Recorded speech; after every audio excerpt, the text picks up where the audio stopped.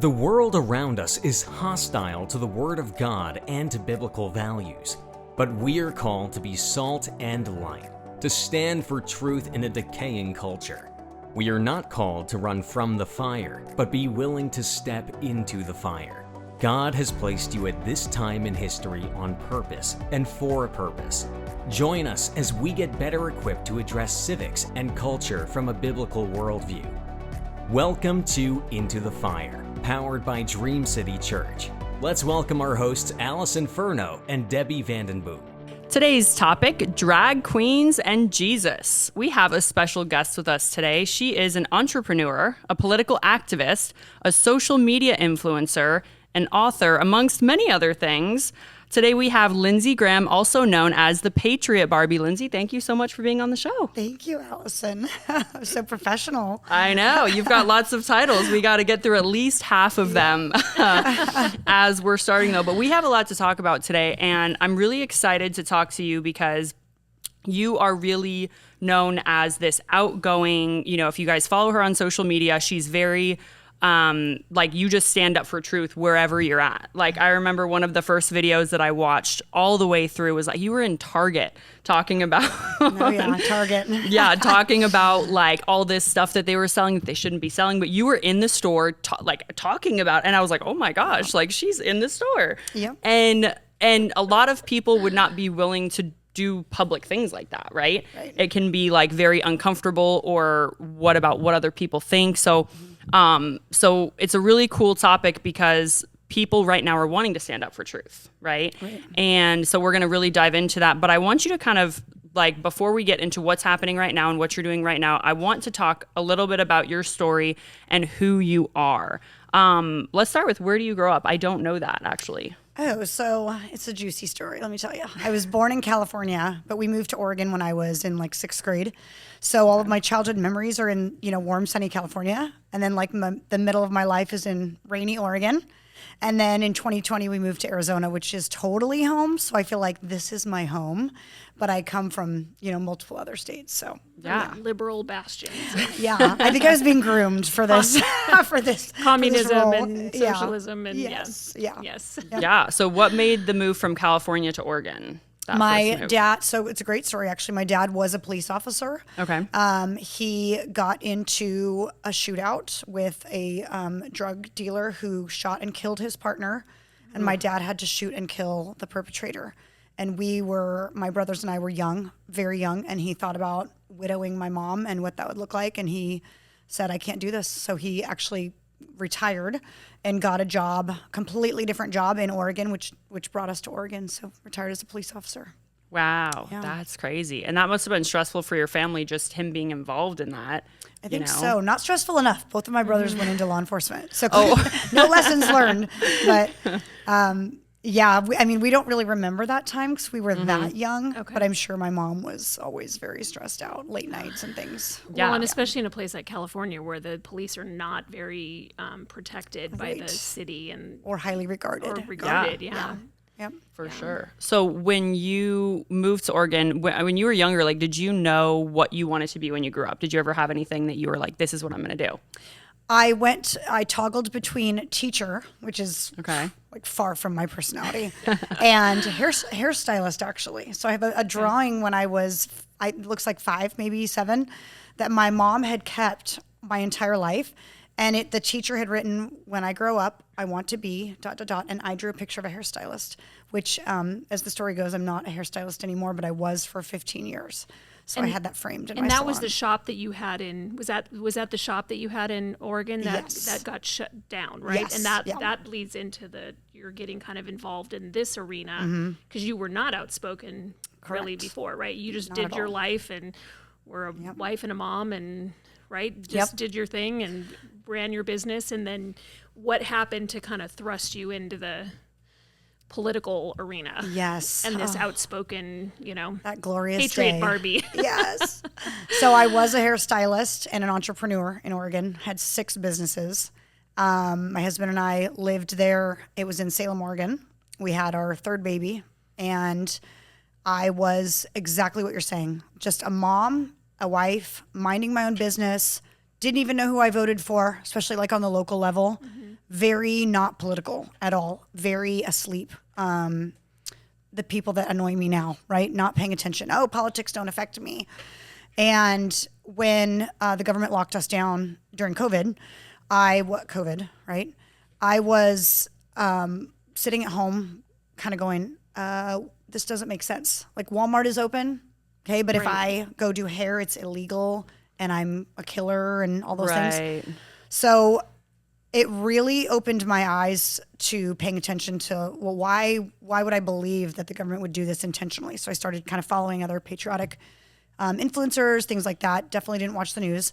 Opened up against the mandates not because I was political or spiritual, because God made me a hard-headed, determined person. Mm-hmm. And I said, we are $100,000 in debt, paying the rent on our businesses, paying our mortgage, or not being able to pay our mortgage, and now it's going to be due.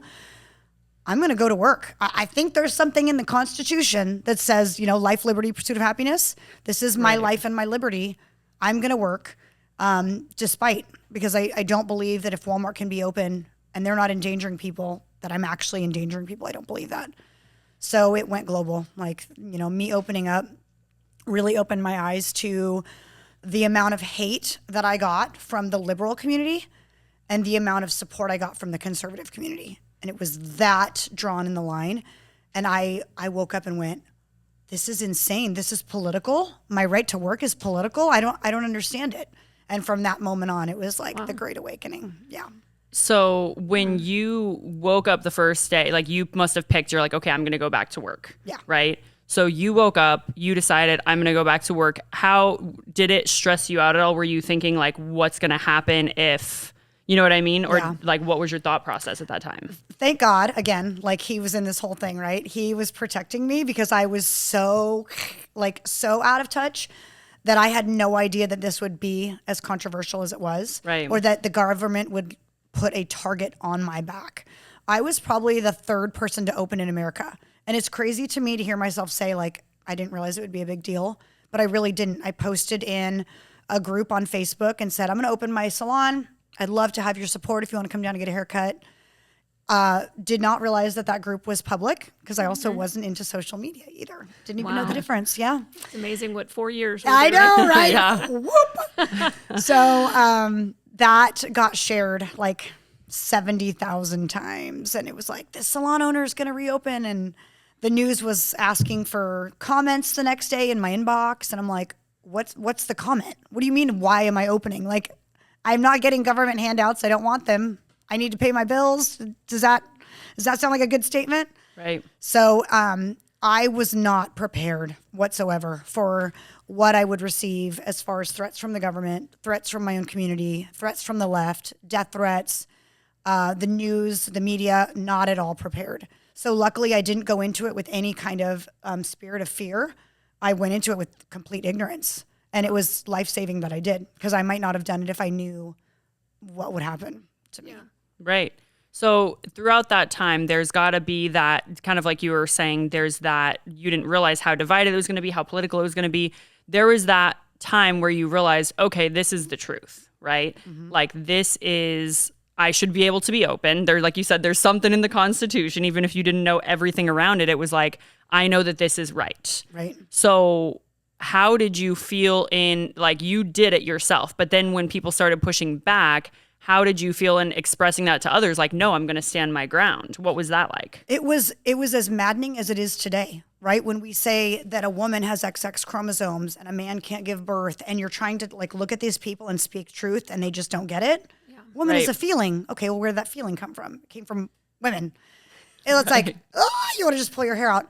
That was my experience when I would read the comments, which is a no-no, but I didn't know, about people calling me the COVID killer, and of course the name Patriot Barbie, and they're trying to say that I'm murdering people. And I'm like, but you went to Walmart this morning and bought dog food. Did you kill people? Well, no. Well, then how did I kill people? Just because the government says that I kill people? It was so maddening, and that honestly contributed to my understanding that there was a radicalism happening on the other side of the world, politically, socially, spiritually, and that people did not understand logistically or legally like what they were being brainwashed to believe. Yeah. And I realized that I accidentally, not really, God or anointed, was completely aware of the lies and the indoctrination, the brainwashing, without any prior training or knowledge to speak up against it. Right. And I think a lot of people lose that, like when you say stuff like brainwashing and this and that, and like, I get it, we get it, right? Yeah. But a lot of people are like, okay, I mean, is somebody really trying to manipulate? Don't be dramatic. Right. Yeah. Is somebody really trying to? So for people that might not know, if we're looking at this big picture, the end goal is control, right? That, the easiest way that I like to explain it to other people is, they think you're too stupid to make your own decisions and that you will blindly follow what they say without questioning why they say it. Right. And that's why they're pushing the boundaries to see how far they can control you. Right. And I was really, and I don't want to get sidetracked too long on this, but I was shocked at how many people, like, it was so obvious to me that none of this made sense, right? Yeah. None of that stuff made sense. The things that they were telling us to do, that pot dispensaries and strip clubs could be open, but churches couldn't. And, that this mask, that these little tiny particles were supposed to magically stop when they were too small to, there's all of this stuff. Hold on. The arrows on the grocery store floor. If you follow them this way, you won't get COVID. The sneeze guard, all of it. And I just remember, I got lambasted for just asking questions. I'm like, how does this even, this doesn't make sense. Yeah. But I was really honestly shocked how many otherwise intelligent people just bought it. Like they just accepted all of it as truth and just went along with everything when it didn't make sense. Scientifically, none of it made sense. And I think, to my credit, I wasn't political. So when I opened up and the liberal left just annihilated me. Yeah. I kind of was thinking, don't I get any kind of grace that I'm actually not a raging conservative right-wing extremist? Right. I'm actually just like you. I'm just questioning the narrative, but that's not even okay. You're it's not not allowed. even okay to ask questions, because if you want to call me a far right-wing extremist now, totally, I'm all for it. I love that title. But back then I wasn't. And so it was like, you're calling me names, but I'm really just actually asking questions. I'm just saying this doesn't really make sense as a completely neutral party. And even that was unacceptable. Right. And I love, you said a minute ago about Patriot Barbie was a comment that somebody made to you, right? And then you kind of took that as, how did tell that story? 'Cause I just think it's a cool story. Yeah. So they were making memes out of me. That's how famous I was. I had my own memes. And they called me, again, far right-wing extremist, Trumpster, all these things. I had never spoken about who I voted for in 2016, ever. And because they were calling me things that I was like, well, I actually kind of am those things, actually. I went and bought my first MAGA hat. I didn't even own one. That's how not political I was. And I put it on, I took a picture, and it was really just to poke at them because I was so done with the attacks. Right. So then they made a meme out of that. And said, I don't always play Patriot Barbie, but when I do, I kill people's grandmas and I steal their money. And I was like, oh my Patriot goodness. Barbie is an insult? Think about it. So I defined the word patriot on my Facebook, and I defined the word Barbie.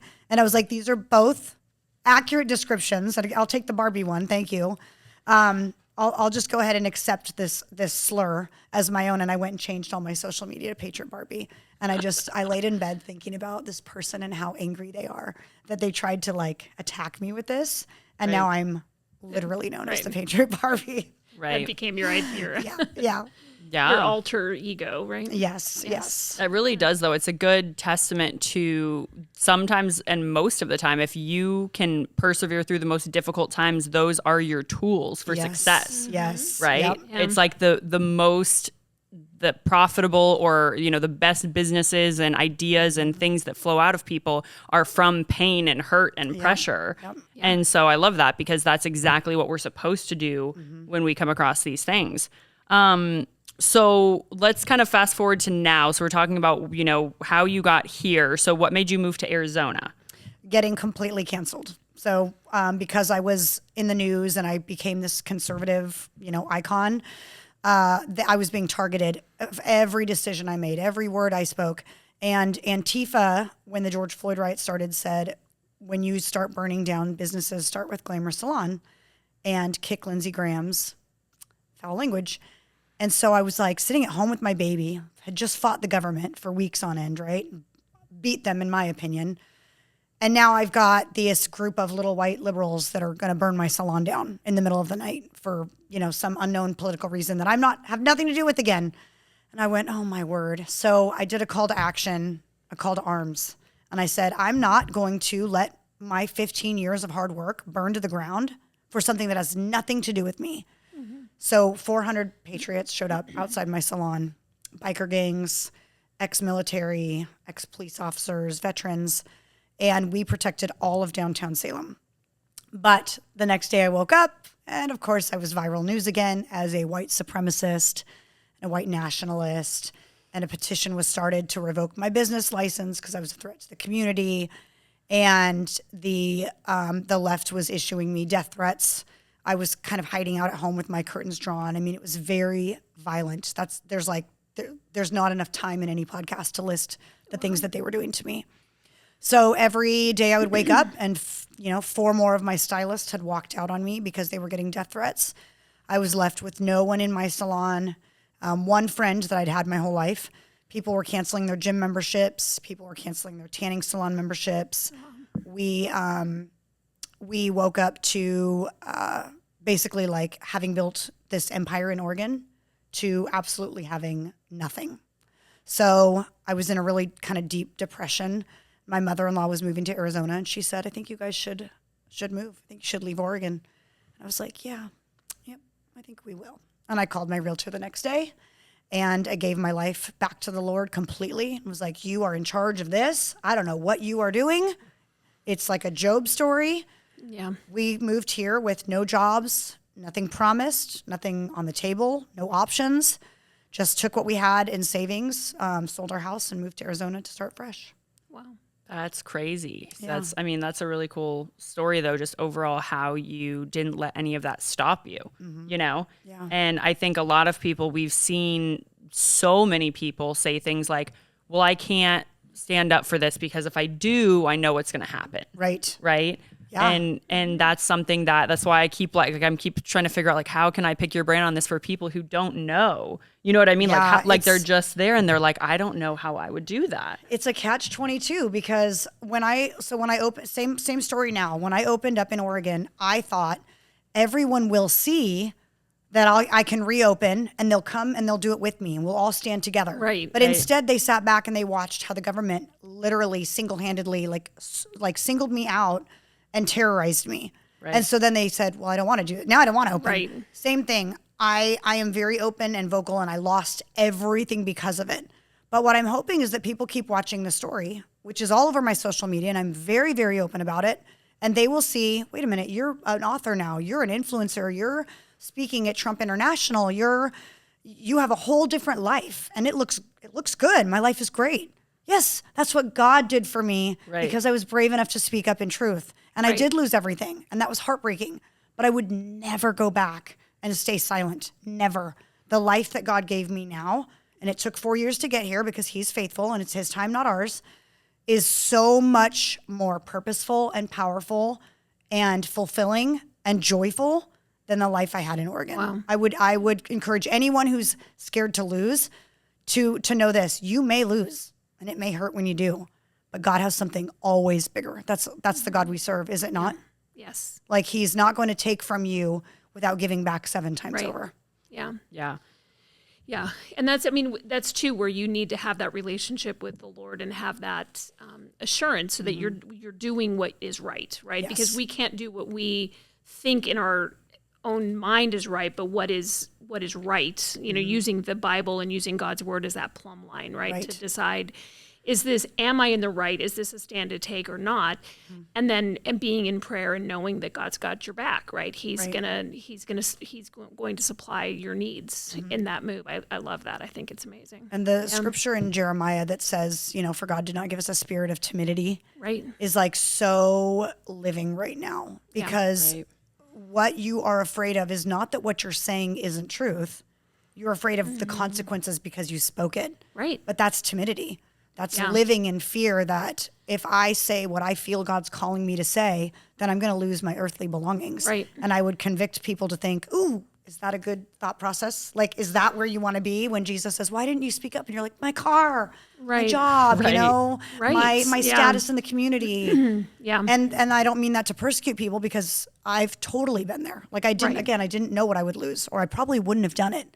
And I would again say that I hope that my story encourages people that if you are consciously aware that what you are gonna lose things by speaking up, you would do it anyway. Because my story proves that God always has something bigger and better. And what you said a minute ago is so important, and I think that leads into what we're going to talk about here next, is that, you know, that was one thing, right, with COVID and the lockdowns, and it's more of an economic and just a, you know, this is not right to do this, and to like that oppression, that political oppression. But we're seeing right now there's so many things that are going on that if the body of Christ had been speaking up and paying attention, we would not be in this place where abortion is rampant and all of this gender confusion and pornography in schools and all of those social things that are going on, because people have been afraid to speak up. Right. They're afraid of being perceived as being mean or nasty, right, or being bigots or whatever the label, you know, that they want to put on you. Yeah.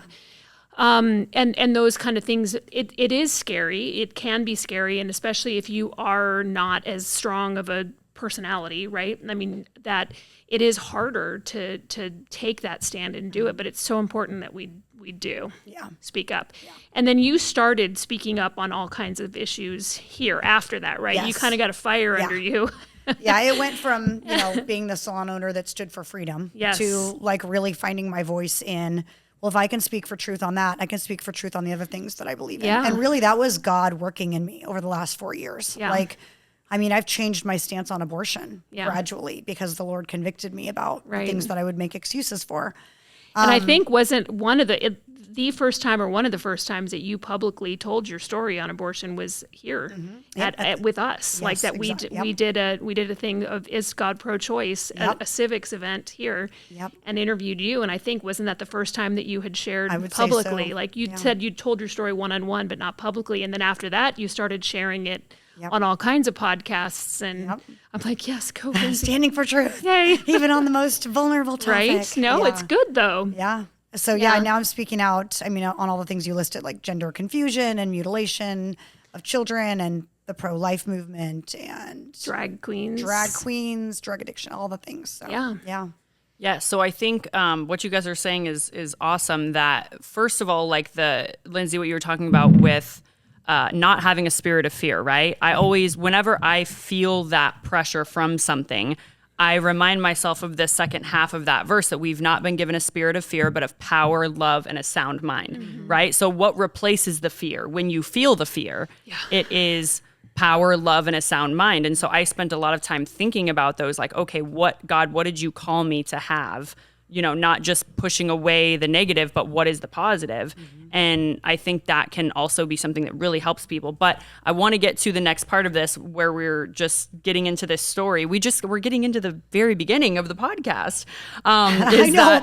We're already almost done. I know. So, okay, real quick, here it is. No. Yes, no. So you have a story of something that happened recently with a drag queen, and tell us about that and what happened. Okay, so I had received a message from a follower, a video that was being suppressed by a lot of the organizations involved, and you'll know why. It was a video of a drag queen performing at a high school. So you can imagine this happened with permission, of course, from the school board, the prom board, the high school, I mean, all of the things. But they were suppressing the video. They didn't want it to leak. So I had a copy of it, did a video exposing this drag queen, went and researched who the drag queen was, exposed his Instagram. It looked, very vile, I guess would be the word. Multiple reels on this guy. Tagged him because that's how aggressive I am, right? I want you to see that you're being called out for these actions, performing for children, right? I've never spoken out against a drag queen performing in an adult cabaret. That is not my wheelhouse, right? But performing for children is not okay. Everyone knows it. So, and it's important to note that I didn't know who this follower was that sent me the video. I just opened the message. There's the video. Exposed it. This person, whose name was Mythica at the time, Mythica Serene was his drag queen name, responded to my videos days later with a lot of mean, aggressive, hateful words for me and the way that I look and all those things. And I didn't respond back in hate. I just kind of like taunted him, thumbs up, like whatever. Yeah, it doesn't matter what you say about me. And all of a sudden I got this weird Holy Spirit discernment to like send him a voice memo and just reach out to him about Jesus, which makes no sense, right? Because I've just exposed you on my Instagram. The last person you want to hear about Jesus is from the chick that's blowing you up on social media. But it was a voice memo. And I said, look, I said what I just said to you guys. I know this is really weird. I'm sure you don't want to hear it from me. But if you ever want to learn about your identity, not as a drag queen, but who you are as a real person loved by, a creator, I'd be happy to talk to you about it. And again, I kind of made fun of myself. I know you don't want to hear this from me. Sorry, awkward. He actually messaged back and said, because you sent me a voice and I can hear in your tone that you are genuine, I have actually had a really bad experience with religion, but I'd love to hear what you have to say. And I was like, oh my gosh. That's crazy. So weird. And the weirdest tension in DMs like that. Yes. And it went like this. I mean, he's like, no thanks. I don't need your sky daddy. No thanks. Religion hasn't treated me well. No thanks. No thanks. But when I sent a voice memo and he heard the dialect and the affliction in my voice, sincerity, right? It was real. And I said, I'm not talking about religion. I'm talking about a relationship with Jesus. Very different things, by the way. Very different. Right. And he said, okay, well, I don't know what that means. And it doesn't occur to us as Christians. Some people have literally never heard the gospel. We live and breathe it. Some people are like, what do you mean a relationship with Jesus? That's just far from them. So we scheduled a Zoom where we could talk face to face. And I told my story, my testimony, which my testimony is incredible in the sense that I am far from perfect, and God has let me do a lot of really terrible things in my life, which is great because it takes me off of a platform of perfection and more like down to a level of a sinner, which we all are. So I told my testimony shortly because I really wanted him to speak. And then he told me a life. And by the way, the day before I was supposed to speak with him, I heard God tell me he's looking for acceptance and attention. Acceptance and attention, those two words. And I'm not kidding you when I tell you that at one point in the Zoom, he said, I don't know why I do what I do. I don't know why I accepted that job at the prom. It's like I'm just looking for, acceptance and attention. And I'm like, oh my word. And so I stopped him and I go, I don't want to be the weirdo spiritual Christian girl, but like the Lord told me that you were looking for acceptance and attention. And those are not positive terms. Like for me to say, oh, you're looking for attention. It's negative. Right. But God told me that you would say that. And he told me a life of just being so hurt over and over and over again by the people that are supposed to love him. His family, his parents, abandonment, abuse, harm. And I said, people are always going to fail you, but Jesus never will. And that's just what I want you to hear is like the people that he has two people in his life that have shown him love. Miss Kim, which is one of his teachers when he was a child, and his grandma. They both happen to be Christians. Wow. And so I said, that love that you felt is not necessarily from them. It's from their actions being Christians. It's from the Jesus that they know. So everyone else that's in your life that's telling you they're a Christian, but treating you like you're slime and telling you that you're going to the pits of hell and not giving you the Jesus that you need, I want you to look at the people that really have shown you love and understand that that's Jesus for you. Right. And he did. He cried throughout the call. At the end of it, he let me pray Jesus into his life. He told me he wasn't ready to pray the sinner's prayer himself, but that he would let me know.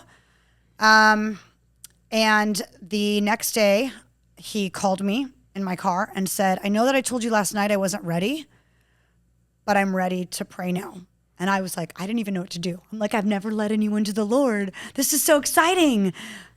Repeat after me. And I do what I do. With all eyes closed and every head bowed. Like, okay. Dear Jesus. I was like so awkward. But he did it. He gave his life to the Lord. He was so happy. That's amazing. And I shared this story on my Instagram. And believe it or not, this is full circle, right? A girl reached out to me on my Instagram and said, I'd love to invite, his real name is Dylan. I'd love to invite Dylan to church with me if he's ready to go to church. And I was like, I'll let him know. I looked back in our messages, the girl inviting him to go to church It's the same girl that sent me his story to expose. Wow. That's amazing. So we taught ourselves, like, in this whole process, what it looks like to, not that I'm going to stop exposing these things, right, but to switch gears when God tells you to switch gears. Yeah. And Dylan has actually confessed. I know that you feel bad about what you did on your social media, exposing me to an extent, but he goes, it's the wake-up call that I needed. Yeah. I should not have been performing for kids in a prom. It was the desperate me that needed, again, attention and acceptance, and I did not need it from high schoolers. Right. But that's how low he had sunk in a life where people refused to show him love. And when I was on the Zoom with him, I reiterated to him, Christians are always telling you to accept the Lord and to change and to do this, but the Jesus that you've been presented, why would anyone accept him? Right. Unless I show you the Jesus that does love you and does accept you right where you are. Not that he's not going to call you to change. Right. That's on him, not me. Right. But let me show you the love of Jesus that you do want to accept him, and then we can go from there. Yeah. That's so powerful, though, because you were willing to see where he was at. Mm-hmm. And so many people that do know the truth aren't willing to do that. Right. They're not willing to say, yes, what you're doing is wrong, but I understand where you're at. Let me help you. Like, let me help pick you up. Right. Mm-hmm. And that's the grace that we miss when we're not listening to the Holy Spirit. Mm-hmm. Yeah. Someone told me once, and I don't even remember the context, but that we all form our opinions and our beliefs and our values off of something that happened in our life. Not just because we were taught it or told it, but why we believe what we believe. And I'm a walking testimony of that, because there's a reason I'm very pro-life. I had an abortion in my 20s. I understand that I took a life, especially the life of my own child. So when people say, why are you so pro-life? It's not because statistically X, Y, and Z. It's because I've experienced something that I don't ever want any other woman to experience. Same with Dylan. He believed what he believed and he behaved the way he did because of a life that he was raised in. Yeah. And when we hear these stories about how they've become these people that are hurting and reaching out to these false idols, there's always something deeper than just quit reading, stories to kids in drag. Okay, well, why do you feel the need to read stories to children in drag? Right. Because that's not normal. It's really not. Right. So let's get to the bottom of why. And so I'm wondering if we start shifting our mentality, and instead of me showing up at like a drag queen story hour to pick it, to meet the drag queen in the hallway and go, why are you doing this, bro? Or, and that's your proper pronoun, by the way, bro. Why are you doing this, bro? Right. Like, there's got to be something deeper. You do not need 5-year-olds to see you in drag dress unless you have some deep-seated issues. Yeah. And so, anyway. Yeah, and they're not going to all be ready to hear it. No. But sometimes it takes 3 or 4 times of somebody planting a seed before they are ready to, like Dylan was, right? And then there's those God moments where he was, I was saying when you and I were talking earlier, but that is like you were obedient to the Holy Spirit and God had been working on his heart clearly, and that just was like such a God ordained moment. Yes. And it's so important that we do listen, and have that relationship with the Lord where we know what his voice sounds like. We recognize when he's telling us to do something, and even if it makes no sense at all, right? Because that made no sense in the natural to do that. Yep. It was completely, against like what you were typically normally I would doing. just block him, right? And like move along, right. It was not your normal behavior, and it was such a God. Like I absolutely love that story, which is why I wanted to do this episode. And he had to be very. He had to be very open-minded himself. So I give him a lot of credit for being someone that he had to shift just like that too and say, all right, I'm willing to jump on a Zoom with a girl that just annihilated me on Instagram. And so that was the Holy Spirit working. And like, I went out of town this last weekend. I started a conversation with a man who clearly had scars from something that I already knew what they were from. Opened a conversation, talked to him about Jesus, and he was just not ready. Like totally not ready, like shut down. But I planted my little seed. Yeah. And sometimes all it takes is a little seed planting. Right. And someone else is going to come along and they get to be the one that brings him to the Lord. Yeah. But he's going to remember. So it's like you don't always get the satisfaction of leading a drag queen to Jesus. I did. Right. I love it. I'm so thankful. But sometimes you just have to plant those little seeds here and there and let God do the work. Right. And that's a good point, that the purpose of us doing that is not to get the satisfaction, right? Because that's what people want. We're like, oh, well, I want to lead people to Jesus and of course that's the goal. Right. But like we're saying is sometimes it is just planting a seed. If you have that person in your life right now that you've been talking to, that you've been trying to bring back to Jesus, like you might be just the seed planter and somebody else might be the person that actually, gets that to happen. But that's what we're called to do, is just do God's work. Yep. Regardless of the outcome that we see on the outside, because I think it all does make a difference. But kind of finishing this up here, this truth with grace this concept is so important, because so many people have the truth, they speak the truth, but it is very harsh sometimes, right? And the Bible talks about how we have to speak that truth and be that light, but also have the grace and the empathy for the people that we're dealing with. So what would you say to somebody who is speaking that truth but doesn't have that grace piece of it? Ooh, keep your mouth shut. No, I'm just kidding. You're like, speak up. Don't speak up. Oh man, I guess I would reiterate that same very, very important concept, which is if you are doing something I disagree with and I need to speak harsh truth to you, and the way that I present Jesus doesn't sound enticing, then how can you possibly expect that person would someday want Jesus? And I know that there are radicals out there that call us hateful and bigoted and transphobic and all that. And there are people that are going to call us that no matter what, because we believe differently than them. Yeah. So knowing that stigma is already out there, just remembering that some people you're never going to win over. They're going to call you hateful regardless of how you present. But think about the Jesus that you know and love. How did you get to him? Okay, did you get to him through grace? Did you get to him through love and acceptance and recognizing that you are saved regardless? Or did you get to him because someone pointed a finger at you and yelled at you and said, accept Jesus? I mean, I wouldn't. Right. I wouldn't accept Jesus that way. Yeah. So the way that you present it has to be in a way that you would show Jesus as something they would want. You wouldn't even have to present it. They want it. They want Jesus that bad because it's shining out in you. Right. Yeah. Yep. And that's the key thing, is we know that the world needs it, but people should be able to see it in us, right? People should be able to look at you and say, there's something different about you. They shouldn't be able to see the world in us. So that's really powerful. So this is an amazing show. Thank you so much for being on the show today, Lindsey. Thanks, ladies. Yes, and thank you for listening to Into the Fire, powered by Dream City Church. You can listen to this podcast on Apple and Spotify and follow us on social media. Find all the info on the show notes. To learn more about Dream City Church, visit our website at dreamcitychurch.us. Thanks for listening.